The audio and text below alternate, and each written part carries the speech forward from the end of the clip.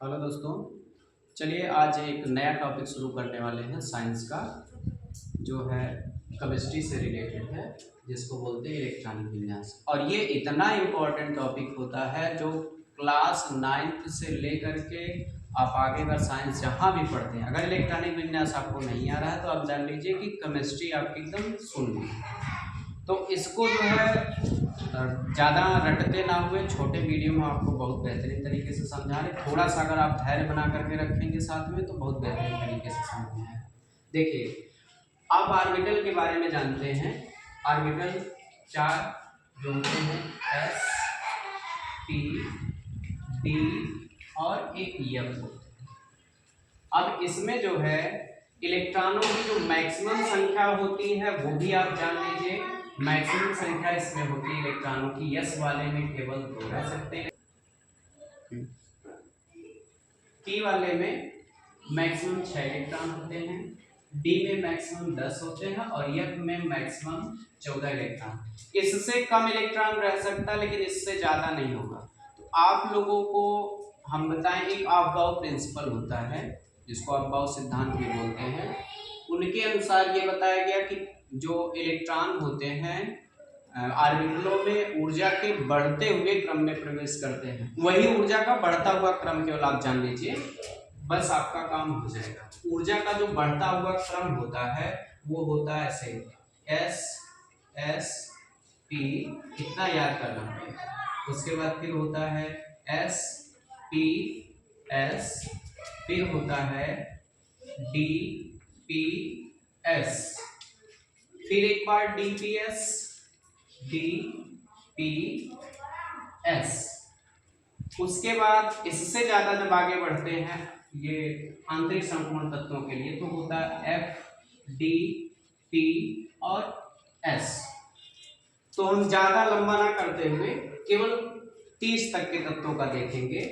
यहां से देखिए हम नंबरिंग कर लेते हैं। पहले सबसे कम जो ऊर्जा होती है 1s वाले ऑर्बिटल की होती है, ये 2s ऑर्बिटल है, ये 3s इसको बोलेंगे, ये 4s, इसको 5s, ये 6s होता है और ये होता है 7s।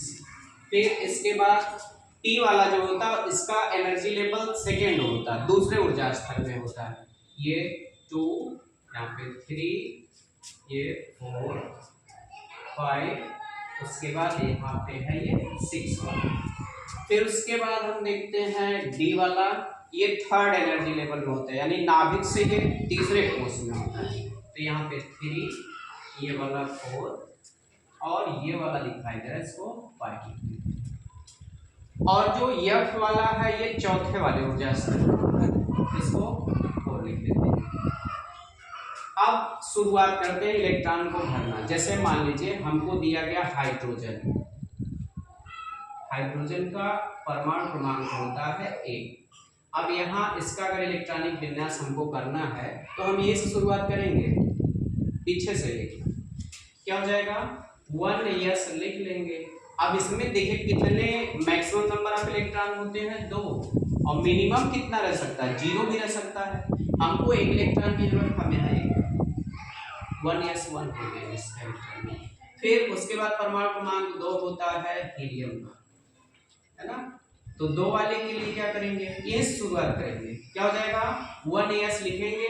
कितने इलेक्ट्रॉन चाहिए 2, तो यहाँ 2 रह सकता है ना, मैक्सिमम नंबर ऑफ इलेक्ट्रॉन 2 रह सकते हैं इसमें, तो 1s2 हो गया। फिर उसके बाद तीसरा होता है लिथियम का, लिथियम का परमाणु क्रमांक 3 हुआ। अब ऐसे 1s लिख लेंगे। कितने इलेक्ट्रॉन चाहिए 3, तो ऐसा नहीं कर सकते, 3 नहीं करेंगे, कितना 2। अब हमको भरना कितना 3 इलेक्ट्रॉन, हुआ कितना इसमें 2 ही हुआ, तो 1 इलेक्ट्रॉन के लिए फिर अभी आगे जगह है ना, अब इसको काम में लेंगे। 2s है और यस में कितने रह सकते हैं 2 रह सकता है, लेकिन हमें अभी जरूरत कितने की 2 हो गया, यहाँ पे 1 इलेक्ट्रॉन और भर लेते हैं। तो कितना हो गया 2 और 1 3 हो गया, बस इसका इलेक्ट्रॉनिक विन्यास हो गया। फिर उसके बाद 4 होता है बेरिलियम का, इसके लिए इलेक्ट्रॉनिक विन्यास बनाएंगे तो ऐसे लिख देंगे 1s2 ये वाला। फिर उसके बाद यहाँ पे 2s में भी 4 चाहिए, 2 हुआ तो यहाँ पे कर देंगे, तो कितना हो जाएगा 2 2 4 इलेक्ट्रॉन। इसी तरह से फिर हम बोरान का कर लेते हैं। बोरान का कितना होता है 5।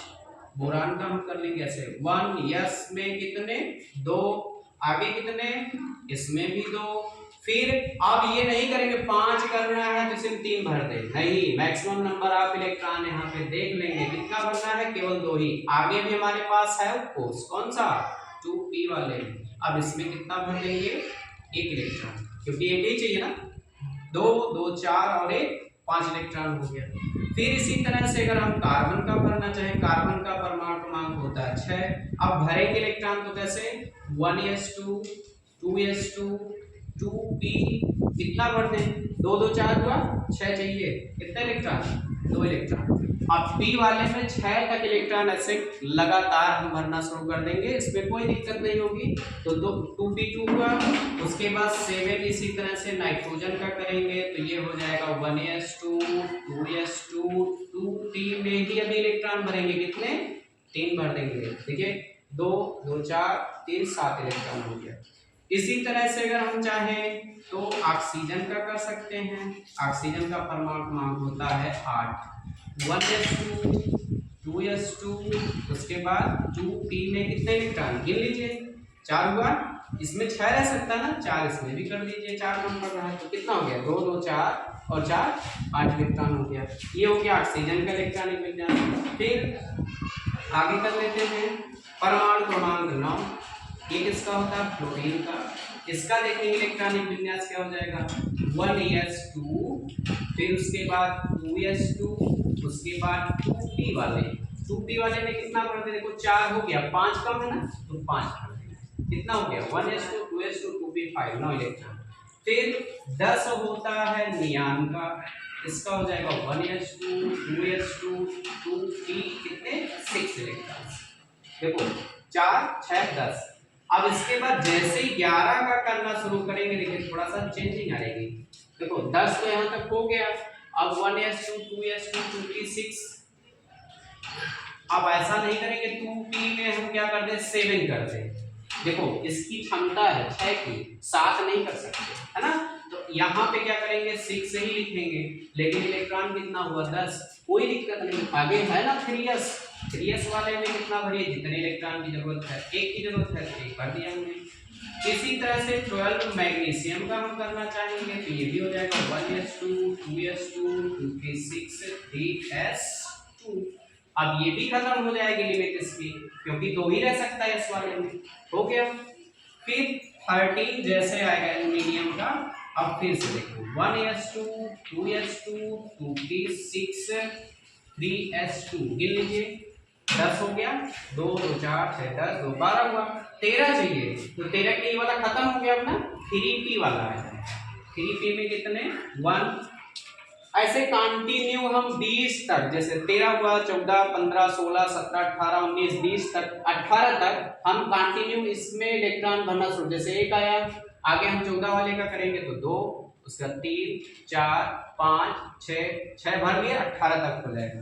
फिर आगे जो है अगला कोर्स शुरू हो जाएगा हमारा 3p के बाद कौन सा 4s वाला, 4s में 1 और 2 इलेक्ट्रॉन, उसके बाद फिर कहां से 3p वाले में इलेक्ट्रॉन भरना शुरू हो जाएगा। ठीक है, इस तरह से आप लोग आगे इसको कंटिन्यू करिएगा, जो दिक्कत होगी आप कमेंट में बता सकते हैं। धन्यवाद।